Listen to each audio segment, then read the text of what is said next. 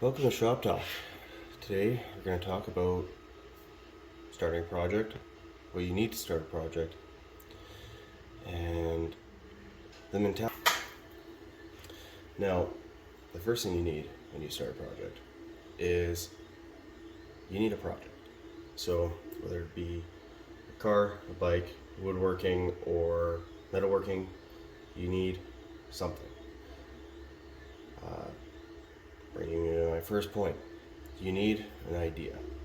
So you don't have to have a ton of money to have a project that you will enjoy working on, or having a hobby that you will enjoy doing. If you enjoy working on your car, work on the car that you have. If you enjoy woodworking, you can work with scrap pieces. You don't need to go out and buy expensive hardwoods.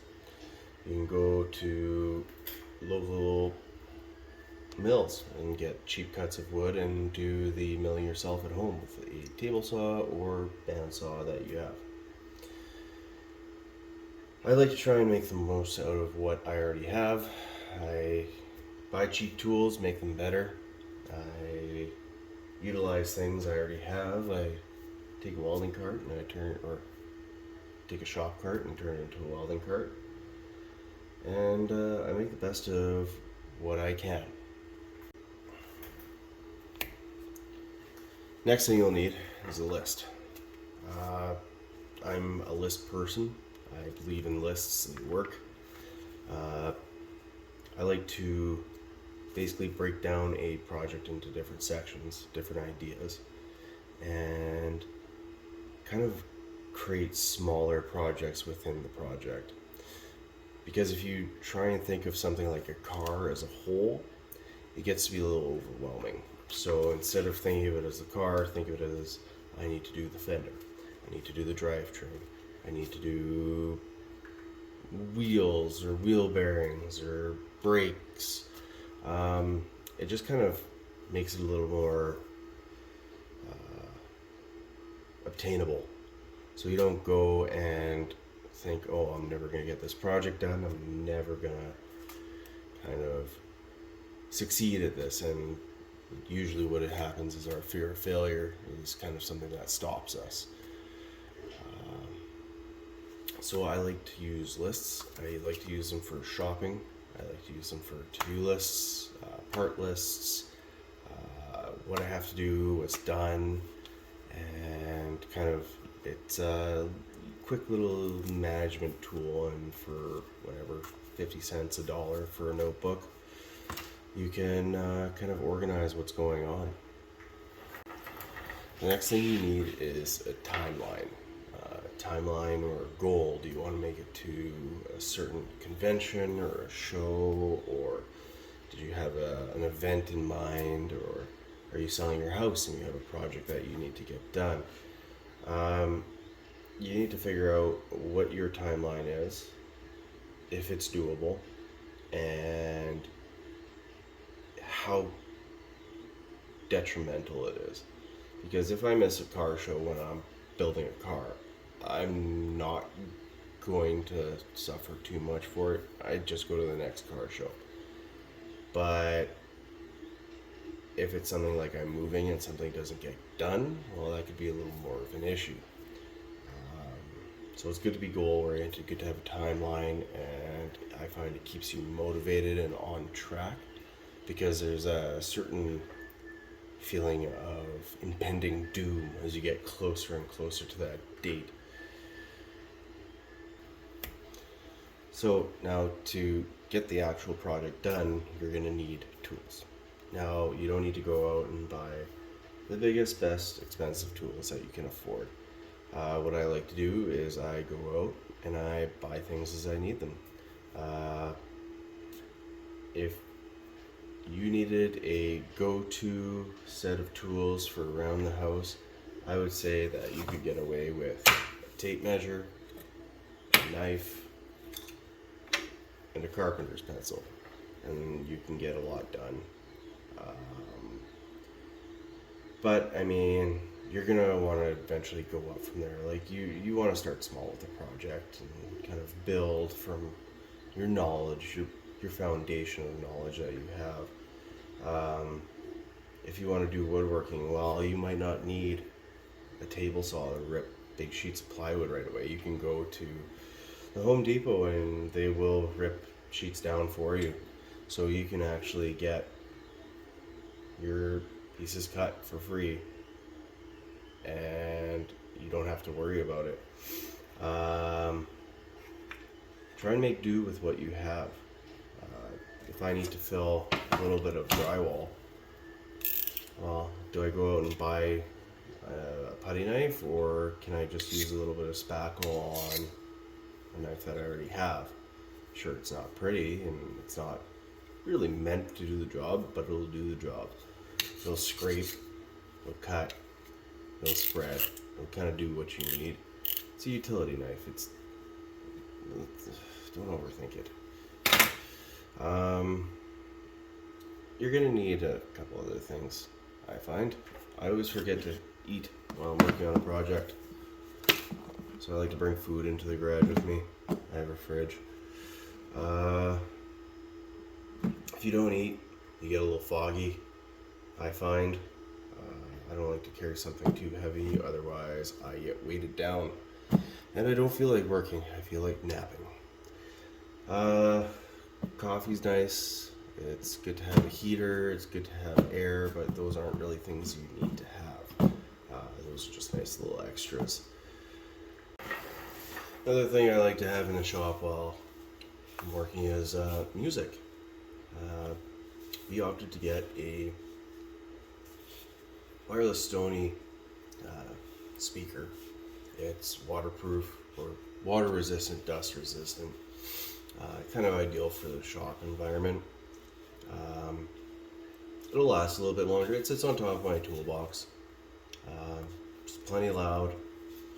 Or I wear headphones. The only problem is, we think because headphones, we can't hear the grinder as loud or whatever, table saw running, that we're not getting hearing damage. Well, you are, because you're just kind of overriding the sound that's exterior with an interior sound.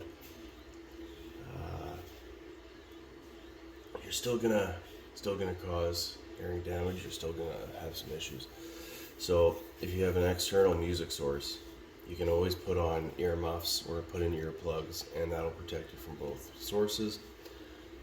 I'm not great with safety or PPE. I don't always wear my safety glasses. I don't always wear hearing protection. I'm a little bit deaf, and I only have one good eye, so I got to take care of that. I got to do a better job. I don't want to be walking around with no sense of where I am and not knowing who's talking to me when I'm older.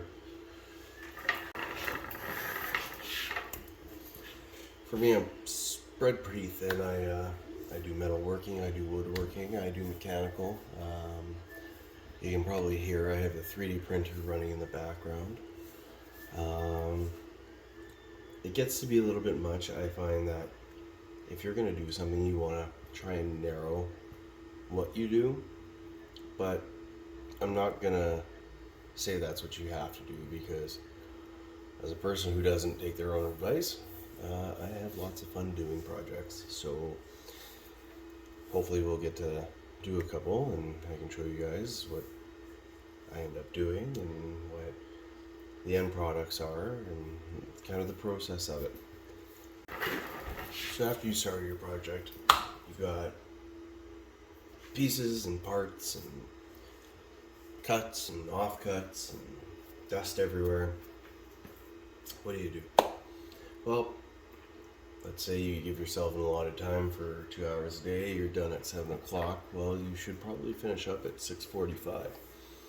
That gives you some time to put things away. Try and put things away as you go. I'm bad for that.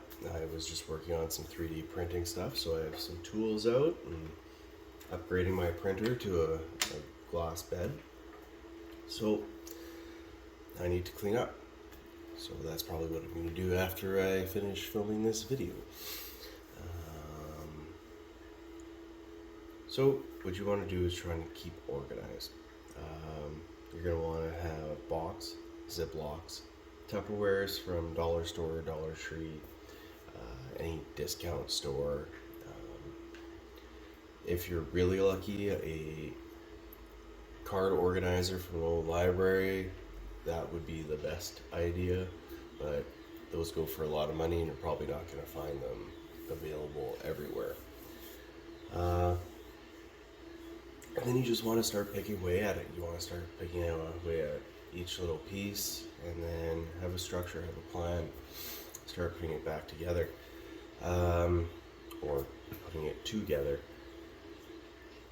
Then after that's all done, you want to kind of go over it, do a finish, do a fine-tooth comb finish, and make sure all your, in the case of woodworking, make sure all your joints and seams are all either concealed or smooth and ready to go.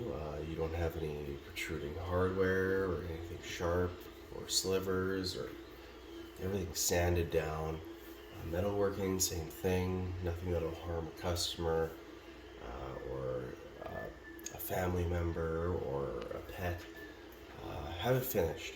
If you run your hands over it and you're not confident that you're not going to cut yourself, it's not done.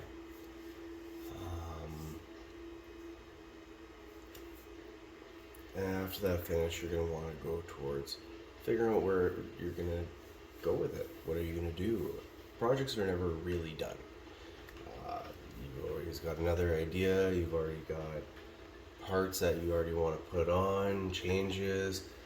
I suggest live with the project for a year. If you want to make changes, you're going to make changes. You're going to learn that as you grow and as you grow with your piece. Because like as many people say that it's just making stuff for just tradespeople. There's art to it. Like you kind of, I have projects that I grew attached to and I let go, and every day I wish I didn't, but they're in good hands. I don't necessarily care about making a ton of money when I sell certain projects. I just I like seeing them go to the right people. One of my projects ended up going to a dad. He's about my age, and he wanted to eventually gift the truck to one of his kids, and he wanted that truck to be in the family for a while. And I got bargained down a little bit, but I was kind of okay with it because I knew that it would be taken care of. So that's one of the best feelings when you do a project and let it go. And it's always good to know that someone's enjoying it, even though they might have changed it 100%, and it's not even the same car or truck or bike, or in my case, it's still good because you know that the project has gone to someone who will love it, and that's probably the most important thing for me. I know a lot of guys, when they do projects and they do builds or buy cars, I don't know, they just do it kind of for the money, and I don't know if that's 100% the best way to do it, because it doesn't always take what used to be a hobby in the right direction, and it's kind of unfortunate, and we're seeing that kind of right now in some of the prices, but it is what it is. We make do, we move on forward, and we do what we can. That's why I say, you know what, I've got 2001 Nissan Maxima in here. It's not the most sought after car, but gone are the days of the four doors being the family car. You can have a fast four door and no one cares, but make do with what you've got. And it's not really what other people think about your project or what you're doing, if you have a vision, stick with it and kind of push through. Because if you're truly dedicated to something, and if you're truly in love with a hobby and it's a passion, you're going to do it. No one's going to tell you otherwise. I know that because no one's been able to tell me otherwise. I kind of just do what I want. Not always the best thing, but you know, we do what we have to keep happy. So that's my advice on projects, no matter what it might be, cars or coffee tables. That's up to you to take your direction with that and do with that information as you please. Hopefully it helps. It's just my experience. I've had a lot of projects over the years. So, you know, take it easy. Enjoy your day. Like and subscribe. Alright, thanks. See you.